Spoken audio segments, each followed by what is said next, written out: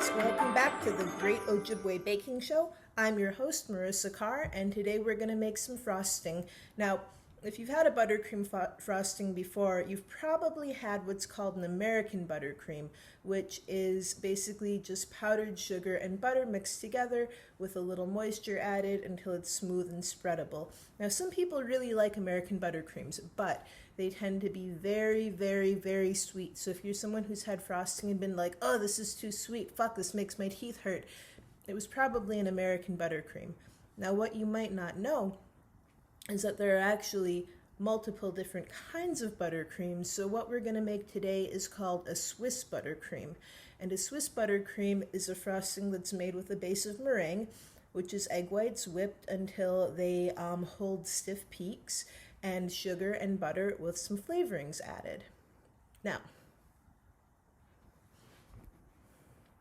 Now to start with, you're going to want a metal bowl. And if you have a stand mixer, I would recommend using it for this. So if you have a stand mixer with a metal bowl, use that and make sure that it's really clean. Even if you washed it before, I gave mine a quick wash before we do this again, because one thing that will prevent your egg whites from reaching stiff peaks is fat. If there's a little grease on the inside of the bowl, or if there's a speck of egg yolk inside your egg whites, egg yolks are mostly protein and fat. So all of those things will keep your whites from whipping up. I've already cleaned this bowl. Now I'm going to add 2 egg whites, which I have here in this container. I'm going to add 3/4 cups of sugar. And I'm going to whisk it together in this bowl. And once I have all this together, I'm going to put it on a double boiler that I have going on my stove right now. And I'm going to cook it on the double boiler until it's foamy and until my egg whites reach 160 degrees with a thermometer. That's how I'm going to know that they're cooked. So I'm going to go do that, and I'll be right back to show you the next step. Okay, I've cooked my egg whites to 160 degrees. I whisked them the whole time. That's for a couple reasons. It makes sure that the sugar dissolves, and it also keeps the egg whites from cooking into like kind of one congealed mass. So you can see now that they are white, they're foamy. I'm gonna pop them on my KitchenAid stand mixer with the whisk attachment and beat them until they reach stiff peaks, and then I'll be back with you guys. Okay, I just want to show you real quick. See how this meringue on my finger is sticking up, but it has a little swoop going down at the top? This is beat to what's called a soft peak.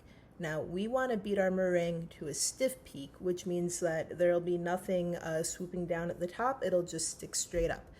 So we're a good part of the way there, but we got to keep going.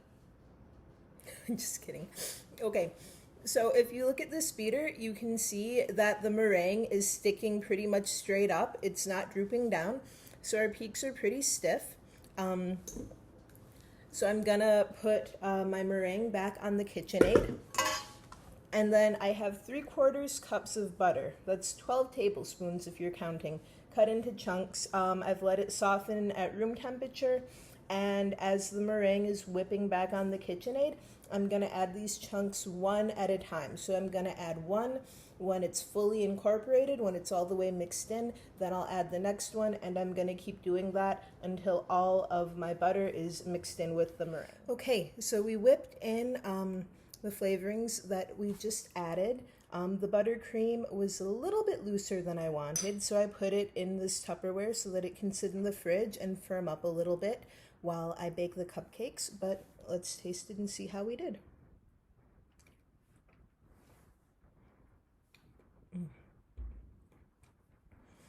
That's really good. It's just the right amount of sweet. It's light, it's airy, it's buttery, it's lemon with just a little floral undertone. It's some really lovely frosting. Now, when you make this, I'm going to put this on lemon cupcakes, but you can use any flavoring that you want. I would recommend using a strong flavor and using a fair amount, because if you do not, this frosting is just going to taste like sweet butter. And if that's your shit, do you. But flavoring is going to be your friend here. But this is some good frosting. I hope the cupcakes that it goes on are going to be good too. And I will see you next time on the Great Ojibwe Baking Show.